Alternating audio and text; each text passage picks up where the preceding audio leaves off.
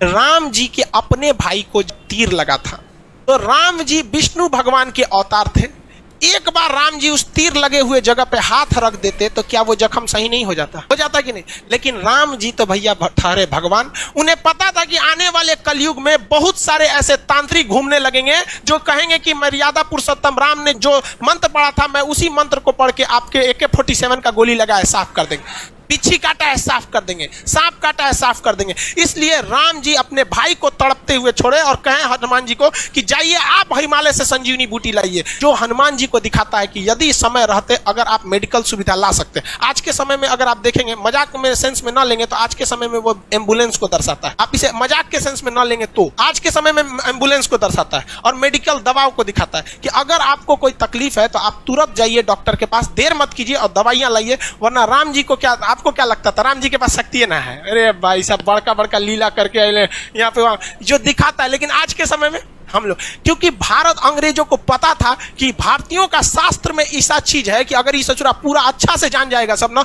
तो हमारे इंग्लैंड को पीछे छोड़ के चल जाएगा। लेकिन उन्होंने इस चीज को दबा दिया, रामायण को केवल किताब रख दिया, ना कि उसे केस स्टडी में बता दिया। जबकि हार्वर्ड, ऑक्सफोर्ड जैसी यूनिवर्सिटी में ये सब चीजों को केस स्टडी पे पढ़ाया जाता है कि देखो राम जी ने क्यों नहीं उस चीज को सही किया, क्योंकि इसका 800 साल 200 साल 1000 साल बाद क्या असर पड़ेगा। उस ससुरे हमरे किताब पढ़ के आगे बढ़ गए सब, हम लोग को थरिया थमा दिया, तू रामायण पे लड़, तुम महाभारत पे लड़, हम हिंदू तुम मुसलमान, तुम सिख तुम ईसाई। लेकिन आज भी हम लोग नहीं समझते हैं इस चीज को, आज भी आप लोग समझिए इस चीज को। और दूसरा, रावण मारा गया क्यों? अपने भाई को क्या किया था, बता दिया था। जबकि रावण नहीं मारा जाता अगर वो अपने भाई को नहीं बताता कि मेरी नाभि में अमृत। इसलिए ये क्या दर्शाता है? ये यही दर्शाता है कि अगर आप किसी राज को चाहते हैं छुपा लेना, इसका सबसे अच्छा तरीका है कि किसी को ना बताएं।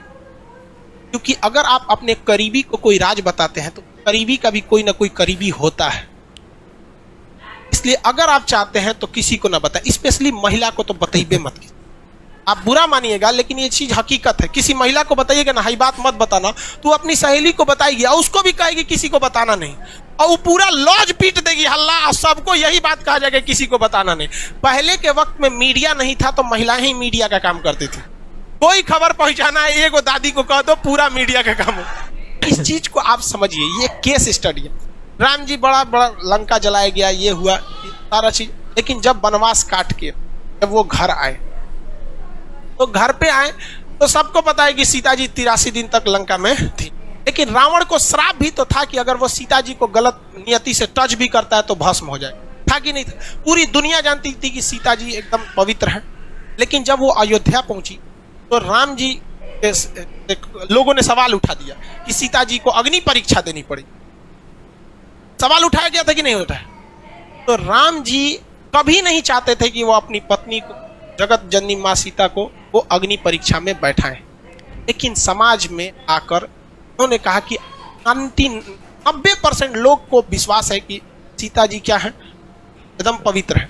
इवन कि अशोक वाटिका में रावण रखा था तो उसके अंदर भी बहुत ज्यादा इंसानियत थी। और कहा भी, मतलब एक रावण के, बहुत से लोग रावण की इंसानियत को भी कहते हैं और कहते भी है कि सीता जी को पवित्र लौटाया गया था।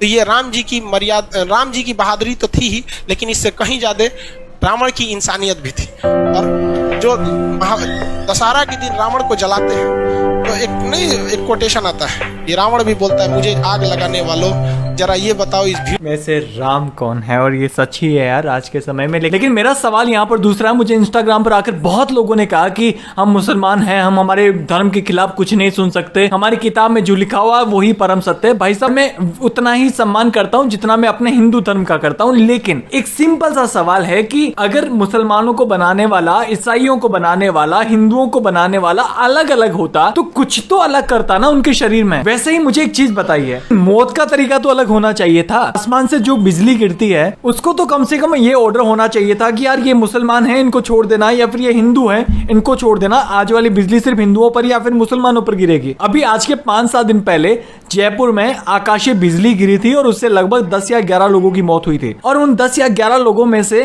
कुछ मुस्लिम भी थे और कुछ हिंदू भी। मतलब हमें बनाने वाला एक ही है ना। और जो लोग कहते हैं कि अल्लाह से बड़ा कुछ भी नहीं है, लेकिन अगर कोई मुझे पूछेगा तो मैं यही कहूँगा कि यार माँ बाप से बड़ा कोई नहीं है।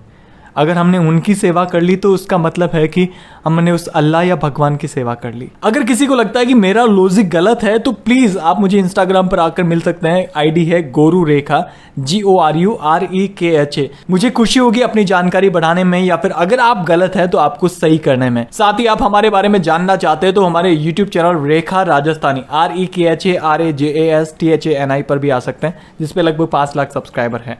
बहुत बहुत धन्यवाद। आपसे निवेदन है कमेंट में जय हिंद लिख दीजिएगा, साथ में वीडियो को लाइक कर दीजिएगा, और हाँ, और लोगों तक शेयर करना मत भूलिएगा। जय हिंद, जय भारत।